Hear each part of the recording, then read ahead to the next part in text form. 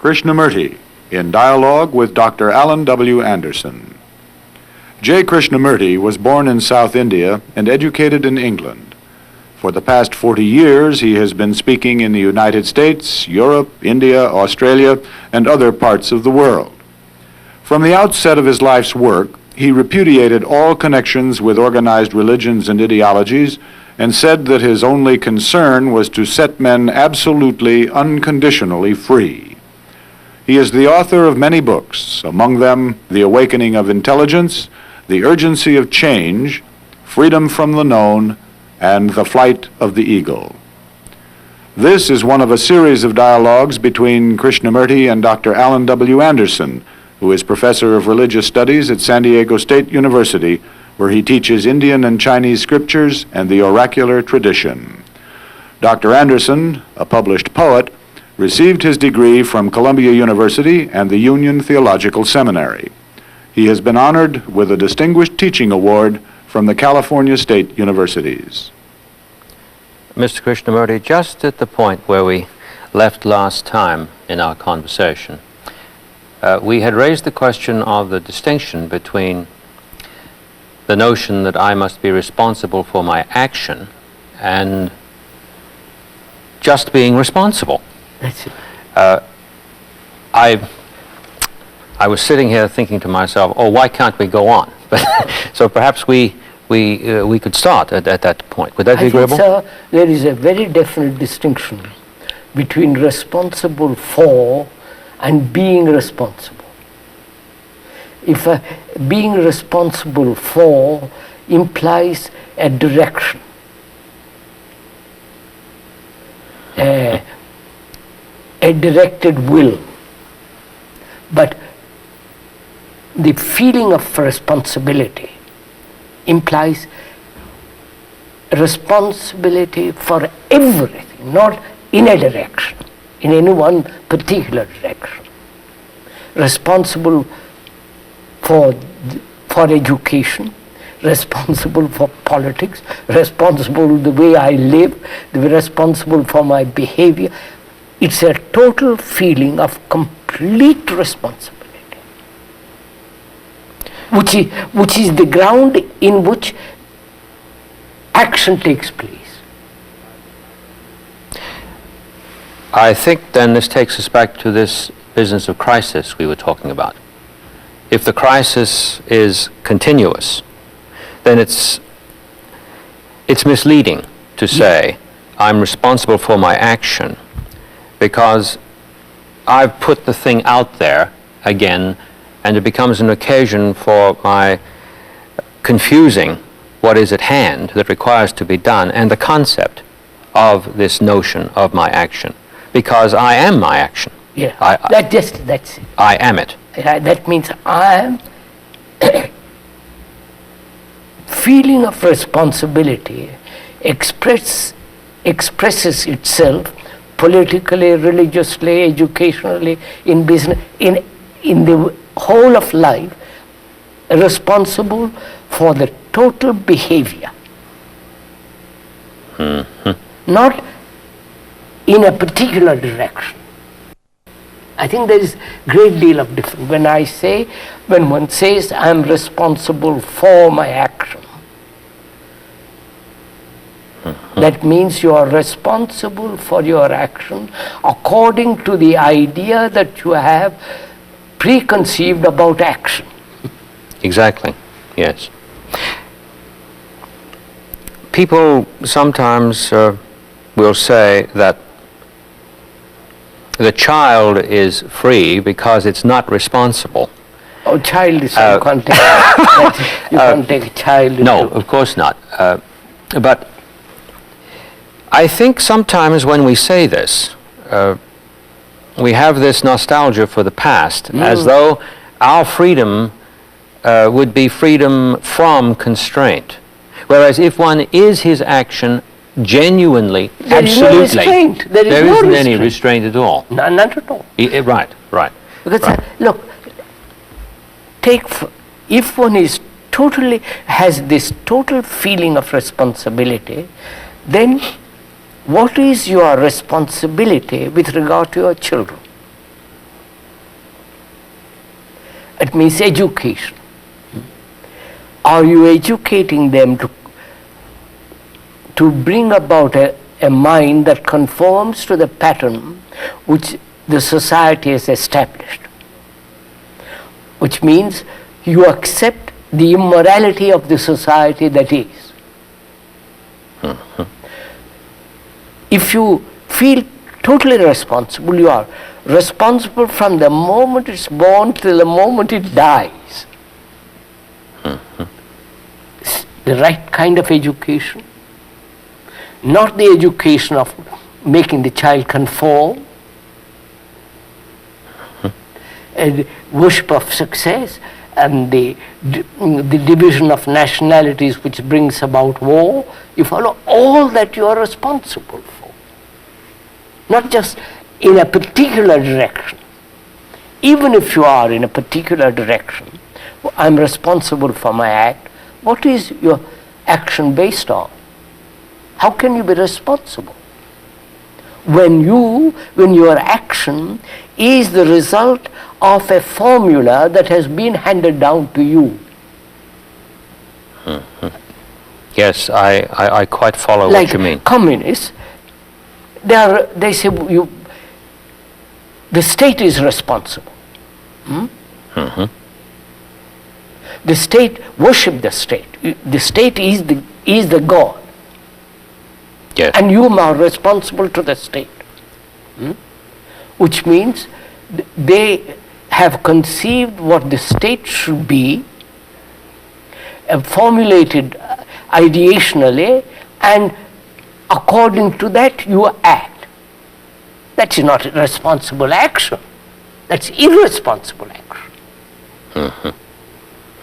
Whereas action means the doing now, the active present of the verb to do, which is to do now, the acting now.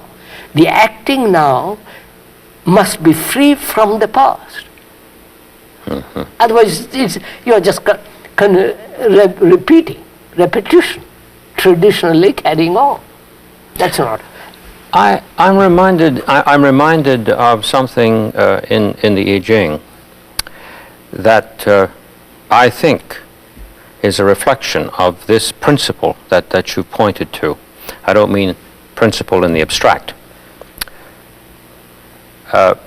If I'm quoting it correctly from one of the standard translations, it goes like this: the superior man, by which it means the free man, not hierarchically structured,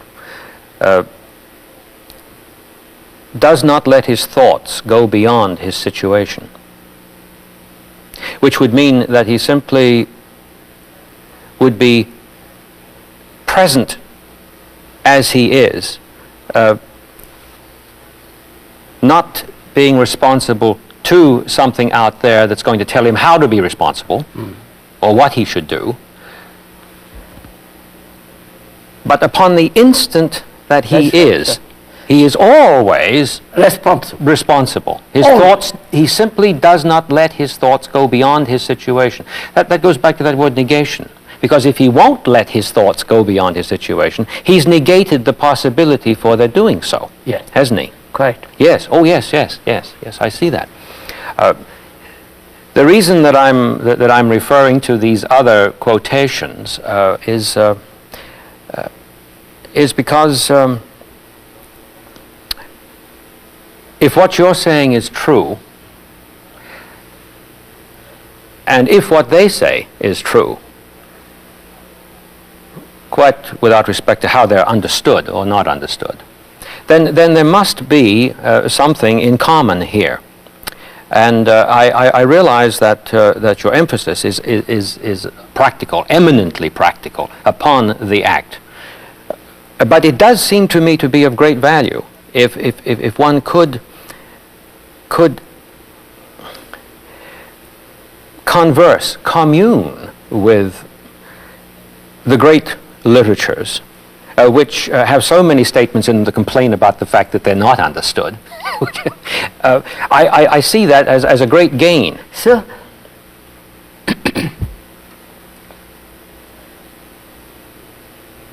I have not read any books.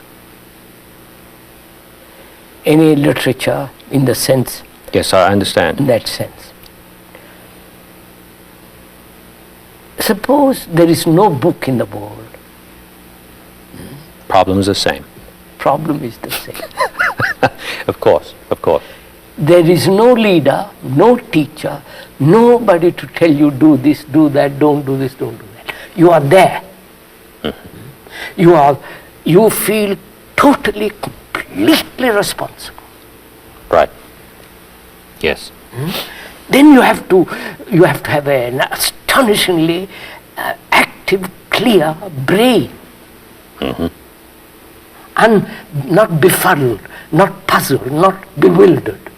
You must have a mind that thinks clearly. And you cannot think clearly if you are rooted in the past. You are merely continuing, modified perhaps, through the present to the future. That's all. So, from that arises the question, what is the responsibility in human relationship? Yes, now we're back to relationship. Because that is the basic foundation of life. Relationship, that is to be related, to be in contact with. We are presently related. This is what is. Yes. Yes. Now, what is human relationship? If I feel totally responsible, how does that responsibility express in relationship? To my children, if I have children, to my family, to my neighbor, whether the neighbor is next door or 10,000 miles away, is still my neighbor. So what is my responsibility? What is the responsibility of a man who feels totally, completely involved in this feeling of being a light to himself and totally responsible? I think this is a question, sir, that has to be investigated. Yes, I'm. You know what I'm thinking? I'm thinking that only a person responsible, as you have said it, can make what we call in our tongue a clean decision. Of course, of course. So many decisions are frayed. Sir, I would like to ask this. Is there a decision at all? Decision implies choice. Yes. Choice implies a mind that's confused between this and that. It means, I think, radically to make a cut, to cut off. Yes, but a mind that sees clearly has no choice. It doesn't decide. It acts. Yes. Doesn't this take us back to this word negation again? Yes, of course. Might it not be that a clean decision could be interpreted in terms of what takes place at this point of negation? Yes. From which flows a different But action. I don't like to use that word decision. Because the deciding between this and that. You don't want to use it because of the implications in it of conflict. Conflict. I see. Choice. We think we are free because we choose. We can choose, right? Or is a mind free that is capable of choice? Or is a mind that is not free that chooses? The choice implies between this and that, obviously. Now, which means the mind doesn't see clearly And therefore there is choice. A choice exists when there is confusion. Yes, yes, yes. Mind that sees clearly, there is no choice. It is doing. I mean, I think this is where we've got into rather trouble when we say we are free to choose. Choice implies freedom. I say on the contrary. Choice implies a mind that's confused and therefore not free. What occurs to me now is the difference between regarding freedom as a property or quality of action rather than a state. Oh, yes, but we have the notion that freedom is a state, no. a condition, which is quite different from the emphasis that you're leading me yes, into. That's right. Yes, yes, yes. So let's come back to this thing, sir, which is, what is the responsibility of a human being who feels this sense of in relationship? Because relationship is life. Relationship is the foundation of existence. Relationship is absolutely necessary, otherwise you can't exist. Relationship means cooperation. Everything is involved in that one word. Relation means love and generosity and all that's implied. Now, what is a human responsibility in relationship? If we were genuinely and completely sharing, then responsibility would be present fully, yes, would it not? But how does it express itself in relationship? Not only between you and me now, but between man and woman, between my neighbor, between relationships, to everything, to nature. What's my relationship to nature? Would I go and kill the baby seals? No, no. Would I go and destroy human beings, calling them enemies? Would I destroy nature, everything, which man is doing now? He's destroying the earth, the air, the sea, everything, because he feels totally irresponsible. He sees what is out there as something to operate on. Yes, which is, he kills the baby seal, which I saw the other day in a film, which is the appalling thing. And a Christian, they call themselves Christians, going killing a little thing. For somebody's, for some lady who put on the fur. Mm-hmm. And you follow the totally immoral the whole thing is. So, to come back, I say, how does this responsibility show itself in my life? I'm married. I'm not, but suppose I'm married. What is my responsibility? Am I related to my wife? The record doesn't seem very good.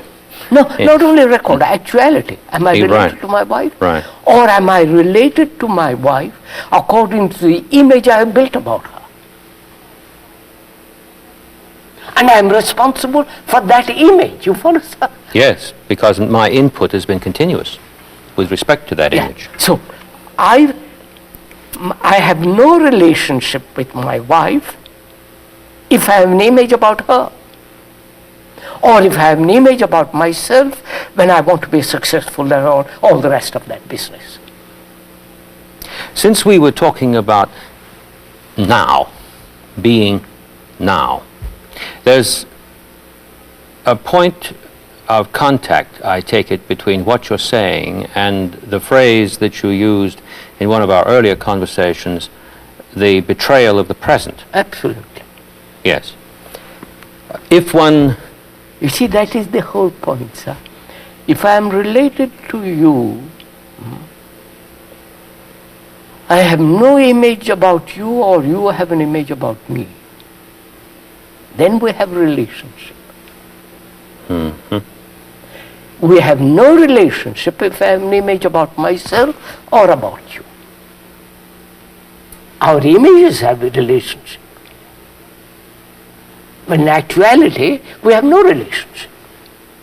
I might sleep with my wife or some, but it is not a relationship. Mm-hmm. It's a physical contact, sensory excitement, nothing else. So my responsibility is not to have an image. Mm-hmm. Mm-hmm. This brings to mind, I think, one of the loveliest statements in the English language, which I should like to understand in terms of what we have been sharing. These lines from Keats' poem Endymion. Oh, yeah. There's something miraculous, marvelous in this statement, it seems to me, that's immediately related to what you've been saying. A thing of beauty is a joy forever. And then he says, as though that's not enough, he says its loveliness increases. Quite. And then, as though that's not enough, he says it will never pass into nothingness. Quite. Now, when the present is not betrayed, it's full with a fullness that keeps on abounding. It's quite understand. Would I be correct Yes, I in think that? so. I think that's truly what he must be saying. And one of the things too that passed my mind was he calls it a thing of beauty. He doesn't call it a beautiful thing. No, it's a thing of beauty, as though it's a child of beauty. Right. Marvelous continuity between this. Not it's beautiful because I think it's beautiful and therefore it's outside. This. Yes.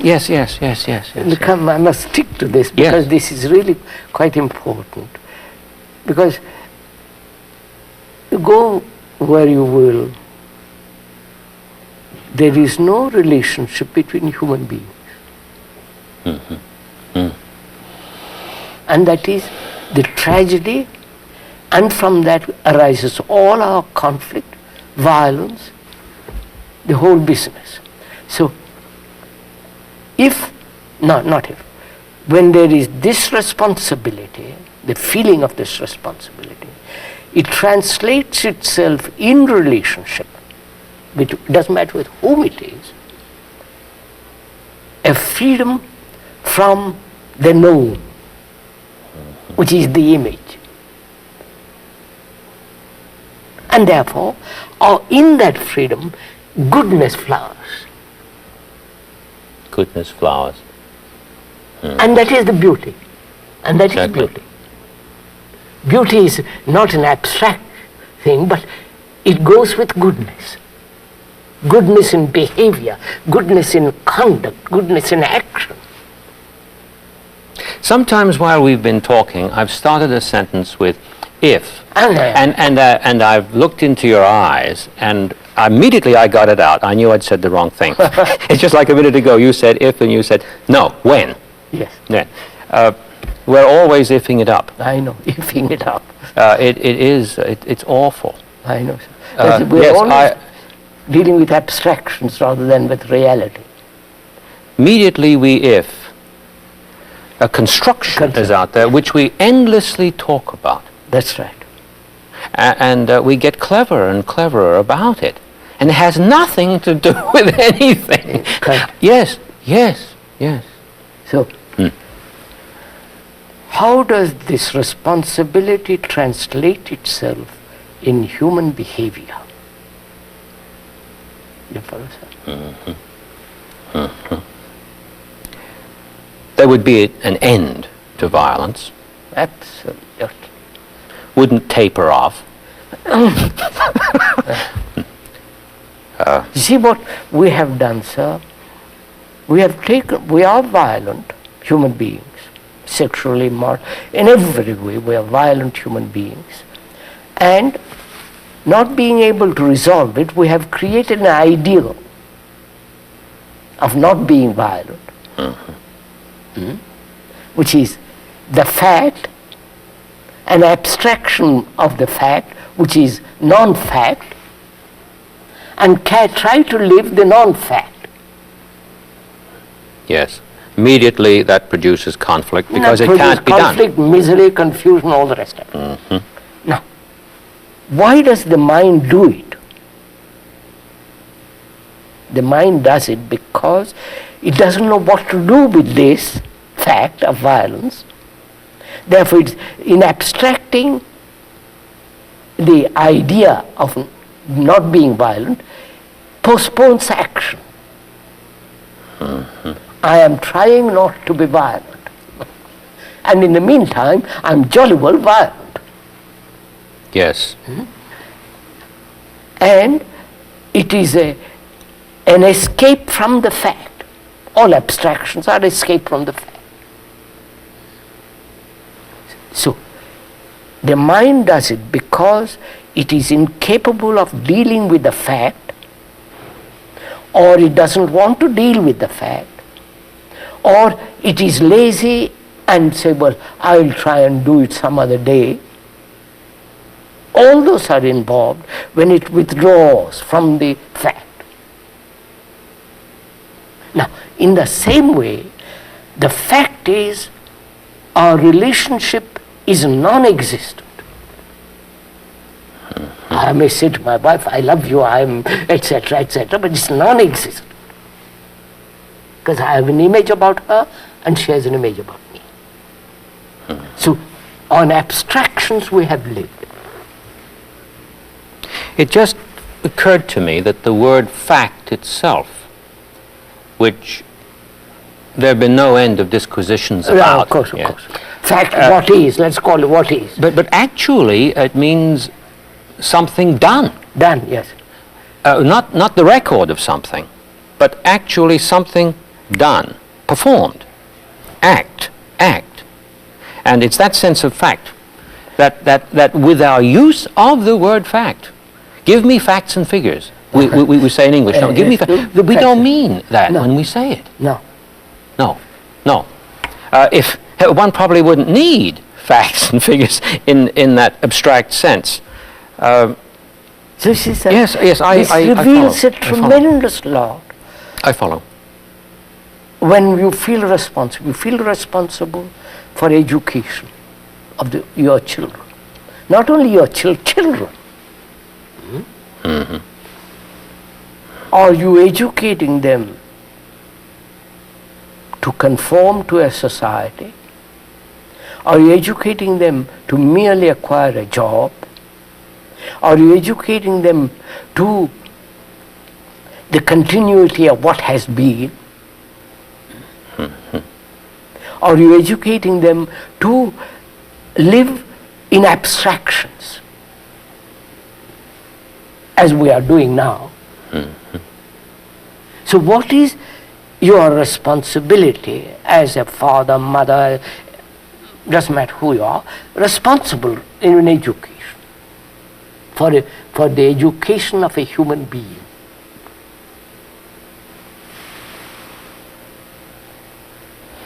That's one problem.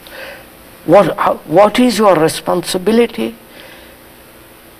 if you feel responsible for human growth, human culture, human goodness? What's your responsibility to the earth?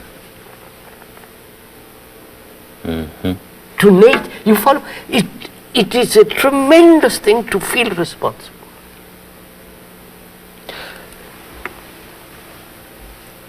This just came to mind, which I must ask you about. the word negation in the book that we looked at earlier, which is continuous with what we're saying, I think is itself rather endangered by the usual notion that we have of negation, which is simply a prohibition, which is not meant. No. Which is not meant. Of course not. When we reviewed that incident in the Gita between the general and his charioteer, the Lord Krishna, the Lord's response was a negation without it being a prohibition. Quite. Wasn't it? I don't know. I'm no. I mean, in terms of what we just got through of seeing. course, Yes. There's a difference then between rearing a child in terms of relating to the child radically in the present, in which negation, as is mentioned in the book here that we went through, is continuously and immediately and actively present, and simply walking around saying to oneself, now I'm rearing a child, therefore I mustn't do these things, and I mustn't do those things, I must do that. Exactly. An entirely different thing. But so one has to break the habit of seeing negation as prohibition. And also, you see, with responsibility goes love, care, attention. Yes, earlier I was going to ask you about care in relation to responsibility. Something that would flow immediately, naturally. Yes. Not something that I'd have to project that I needed to care for later. Yeah. And so I won't forget. But I would be with it. Yes. See, that involves a great deal too, because the mother depends on the child. And the child depends on the mother or the father, whatever it is. So that dependence is cultivated. Not only between the father and the mother, but depend on a teacher. Depend on somebody to tell you what to do. Depend on your guru. Yes, so I'm gradually the child, the man, is incapable of standing alone. And therefore he says, I must depend on my wife for my comfort, for my sex, for my this or that and the other thing. I'm lost without her. And I'm lost without my guru, without my teacher. It becomes so ridiculous. So when the feeling of responsibility exists, all this disappears. You are responsible for your behavior, for the way you bring up your children, for the way you treat a dog, a neighbor, the nature. Everything is in your hands. Therefore, you have to become astonishingly careful what you do. Careful, not I must not do this and I must do that. Care. That means affection, that means consideration, diligence. All that goes with responsibility, which present society totally denies. When we begin to discuss the various gurus that are imported in this country, that's what they are doing, creating such mischief, making those people unfortunate, thoughtless people who want excitement, join them, do all kinds of ridiculous, nonsensical things. So we come back. Freedom implies responsibility. And therefore freedom, responsibility means care, diligence, not negligence, not doing what you want to do, which is what is happening in America. Do what you want to do. This permissiveness is just doing what you want to do, which is not freedom, which breeds irresponsibility.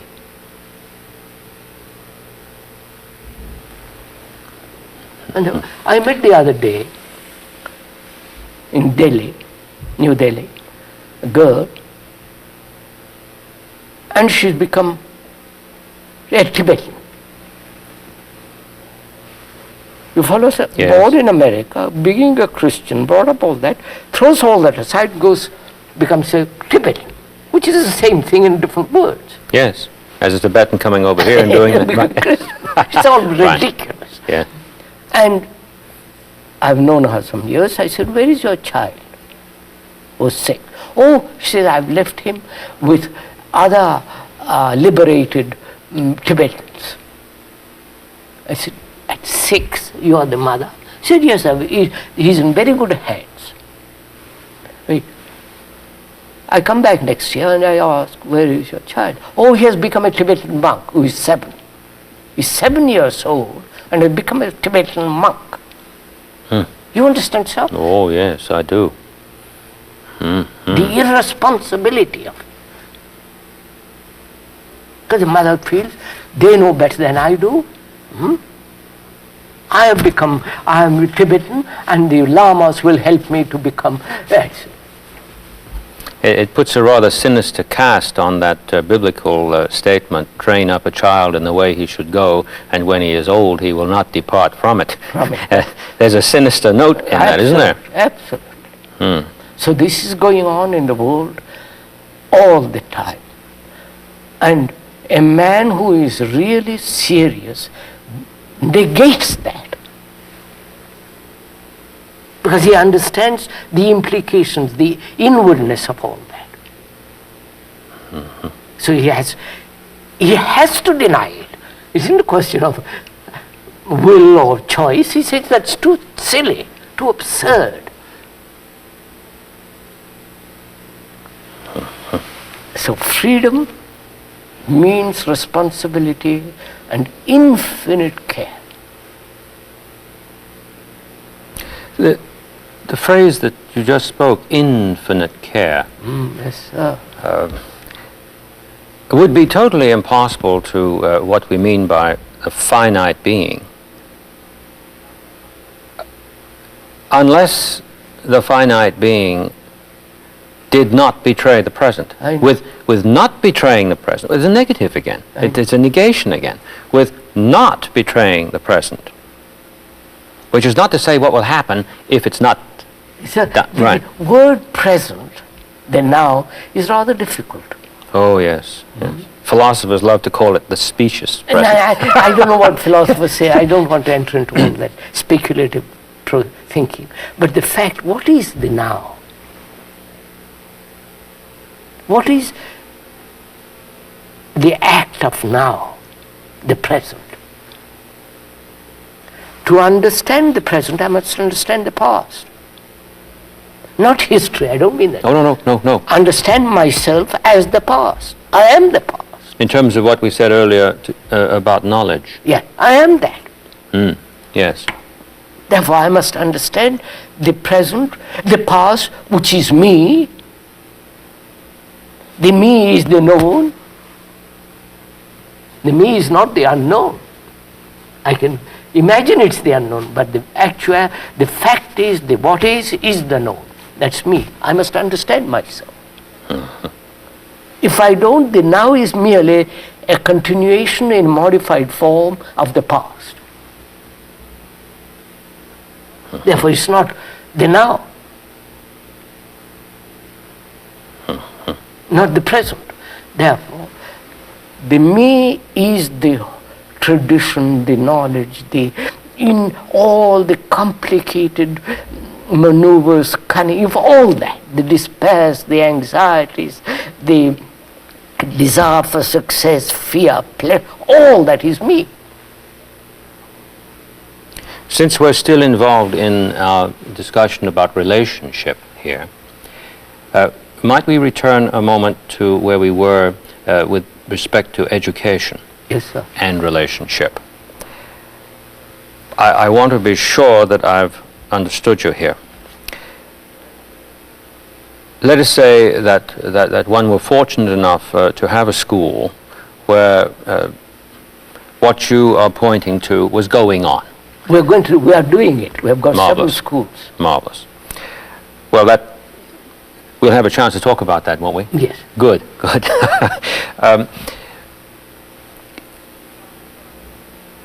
If I'm current here, it would seem that if the teacher is totally present to the child,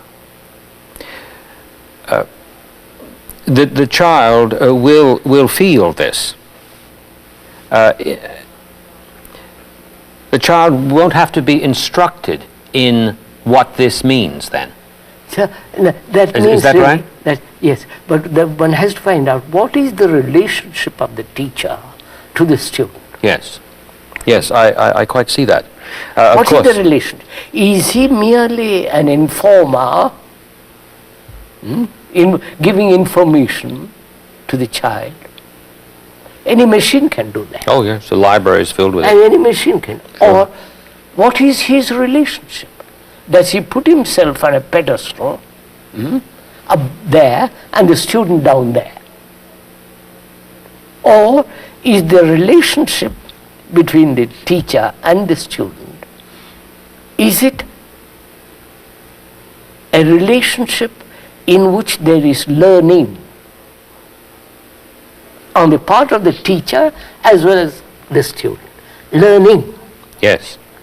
Not I have learned and I'm going to teach you. Therefore, in that there is a division between the teacher and the student. But when there is learning on the part of the teacher as well as on the part of the student, there is no division. Both are learning. Yes.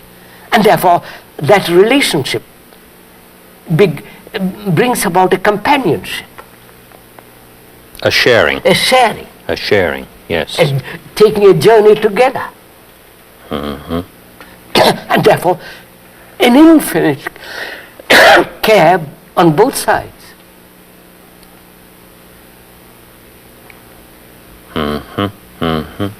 So it means, how is the teacher to teach mathematics or whatever it is to the student, and yet teach it in such a way that you awaken the intelligence in the child, not about mathematics. No, of course not. No. Yes. Huh? Yes. And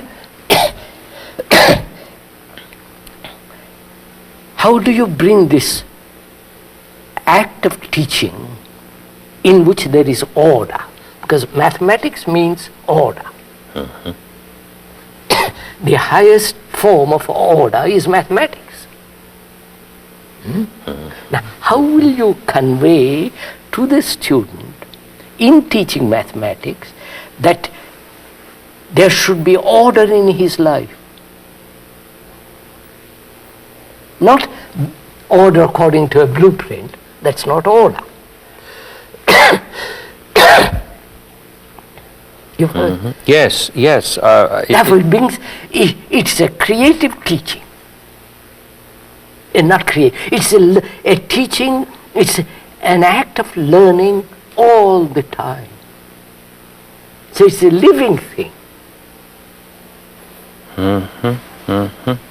Not something I've learned and I'm going to impart it to you. This reminds me of a little essay I read many years ago by Simone Weil, which she called On Academic Studies. There's some title like that. And she said that every one who teaches a subject is responsible for teaching the student the relation between what they're studying and the Their students life. making a pure act of attention. I know, of course. Of course. And that if this doesn't take place, the whole thing doesn't mean a thing. So that and, just...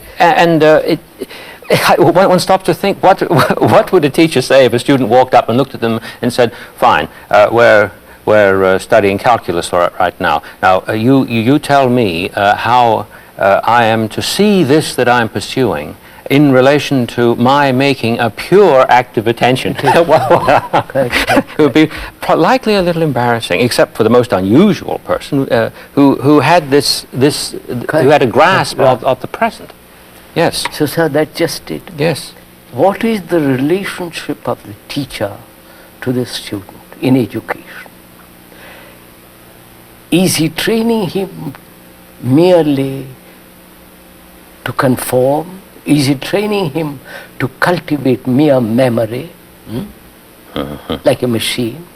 Is he training, or is he helping him to learn about life? Not just about sex, the life, the whole immensity of living, the complexity of it, which we are not doing. No. No, even in our language, we refer students to subject matters. Yes, yes, yes. They take this, they take that, they take the other. And in fact, there are prerequisites for taking these other things. And this builds a notion of education which has absolutely no relationship to what... None at all. And yet, amazingly, in the catalogs of colleges and universities across the country, there is, in the first page or so, a rather pious remark about the relation between their going to school and the values of civilization. And we have this whole, and that turns out to be learning a series of ideas. Well, I don't know whether they do it anymore, but they used to put the word character in there. They probably decided that's unpopular. They might very well have dropped that out by now. I'm not sure. Yes, yes. Yes, I'm following what you say. So, when you feel responsible, there is a flowering of real affection. Mm-hmm. A flowering of care for a child. And you don't train him or cultivate, condition him to go and kill another for the sake of your country. You follow? Mm-hmm. All that is involved in it. Mm-hmm. Mm-hmm. So we come to a point where a human being, as he is now, so conditioned to be irresponsible, how is that, what are the serious people going to do with the irresponsible people? You understand? Education, politics, religion, everything is making human beings irresponsible. I'm not exaggerating, this is so. Oh no, you're not exaggerating, yes. Now, I see this as a human being. I say, what am I to do? You follow, sir? What is my responsibility in face of the irresponsible? Well, if it's to start anywhere, as we say in English, it must start at home. It would have to at start home. with me. So I say, that's the whole point. I have to start with me. Right. Then if from that question arises, then you can't do anything about the irresponsible. No, exactly. No, sir. Something strange takes place. Oh, I misunderstood you. I'm sorry. What I meant by replying there is that I don't attack the irresponsible. No. No. Yes, go ahead. Yes. Something strange takes place, which is consciousness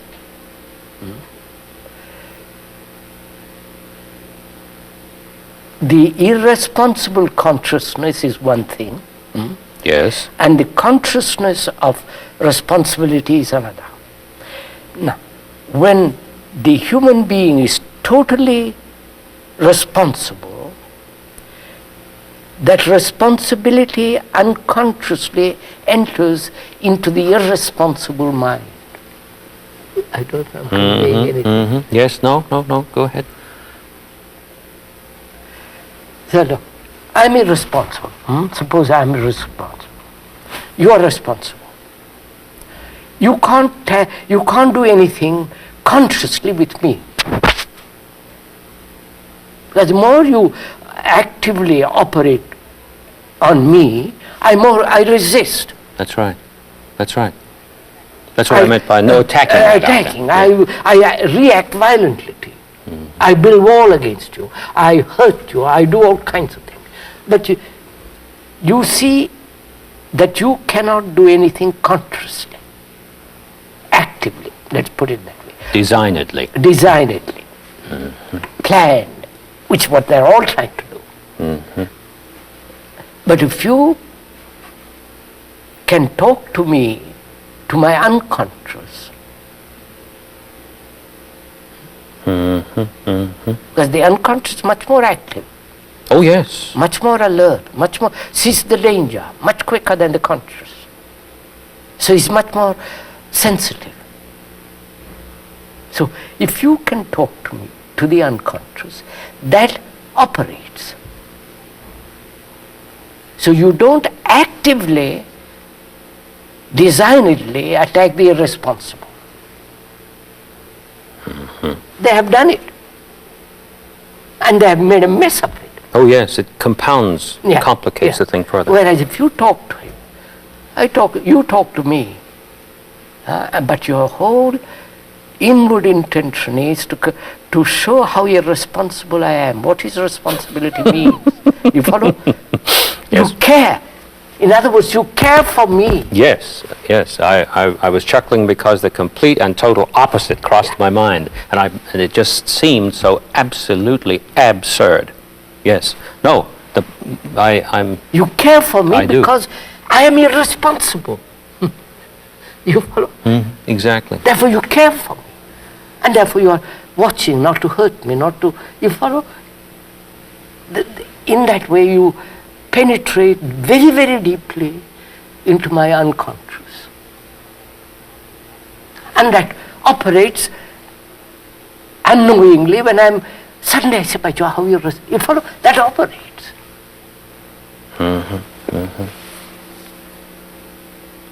I have seen this, sir,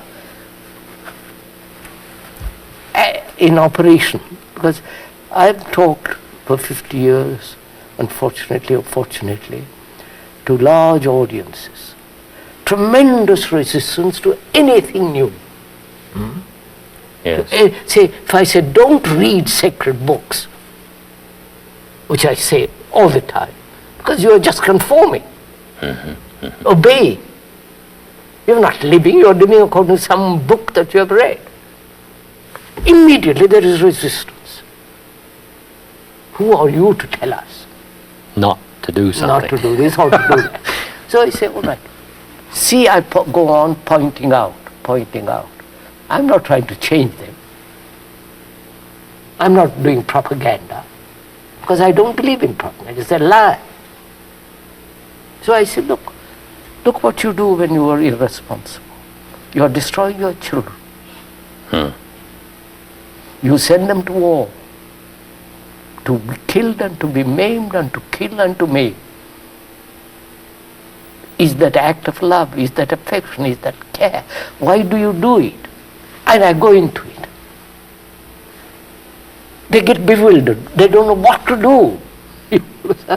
So it begins to slowly seep in. Well, at first, it's such a shock. It sounds positively subversive to some. Oh, absolutely, Yes. absolutely subversive. Of course. Yes, but So we enter into now something which is my relationship to another when there is total responsibility in which freedom and care go together, I do not, the mind has no image in relationship at all. Because the image is the division. Where there is care, there is no imagination, no image. This would lead us into what perhaps later we could pursue, love. Oh, that's a tremendous thing. Yes, yes.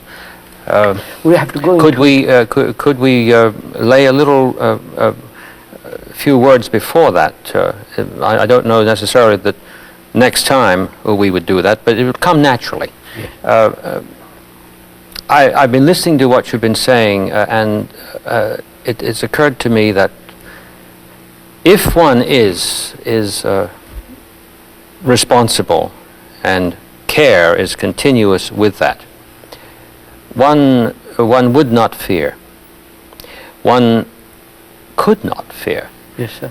Not would not. Could not. Is not Could capable. not fear. No, but you see, that means really one must understand fear. One must understand fear. And Yes. also the pursuit of pleasure. Those two go together. They're not two separate things.